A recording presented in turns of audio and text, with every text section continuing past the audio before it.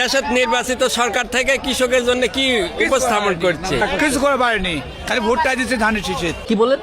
দেশ সরকার নেই, সরকার কেউ দেখতে পাচ্ছে না। আপনি কি বললেন? দেশ সরকার নেই না থাকার জন্য দেশে 120 তো- টাকা কেজি মন আর লোক পেজ আছে। দেশে তো সরকার নির্বাচিত হয়েছে, ভোট দিছি কিন্তু দেখার মানুষ নেই, কে দেখবে? দেখার মানুষ নেই। দেখার মানুষ নেই। যে 32-42 কেজি মন, তাও আবার 200 টাকা। তাও 200 টাকা মন, কাঠতেলিতে 160 টাকা মন, ভিক্ষা খালি মারে। আপনার এক মন পেঁয়াজ কাটতে নিচ্ছে 30 টাকা, মহিলা 50 টাকা, গাড়ি ভাড়া 30 টাকা, তাইরপুর হাটে গেলে গাড়ি ভাড়া হলো 40 টাকা। তাহলে বিক্রি করেছে আপনার 120 টাকা থেকে 150 টাকা, 200 টাকা পেঁয়াজ, পেঁয়াজ মুড়ি কাটা। তাহলে আমাদের কি থাকিচ্ছে বলেন? দেশের নির্বাচিত সরকার থেকে কৃষকের জন্য কি উপস্থাপন করছে আর কি দেখাশোনা করছে? কিছু করে পারেনি, খালি ভোটটা দিচ্ছে ধানের শীষে।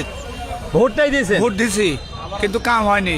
শুধু ভোটটাই দেওয়া হলো, ভোটটা দিয়েছে কিন্তু আমার কোনো কাম হয়নি, কৃষকের কোনো কাজ হলো না। কৃষকের কোনো 10 উপকার হলো না। ভোট একটা গণতান্ত্রিক অধিকার পেয়ে বন্ধুরা, ভোটটাই দিয়েছি ধানের শীষে, কিন্তু কাজ হলো না কৃষকের। যেখানে একটা ভ্যান ভাড়াতে প্রতি মনে 50 টাকা লেগে যায়, যেখানে পেঁয়াজ কাটতে গেলে প্রতি মনে 30 টাকা 40 টাকা লেগে যায়, আর সেই জায়গায় এসে উৎপাদন তো খরচ আছে প্রতি মনে 800 টাকা, সেই জায়গায় এসে প্রান্তিক কৃষকের এক মন পেঁয়াজ বিক্রি হতে 150 থেকে 200 টাকা। এটাই কিন্তু বাস্তব প্রিয় বন্ধুগণ।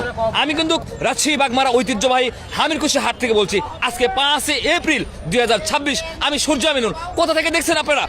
অবশ্যই আপনাদের মূল্যবান মন্তব্য লাইক কমেন্ট করে 68,000 গ্রাম বাংলার পাশে থাকবেন।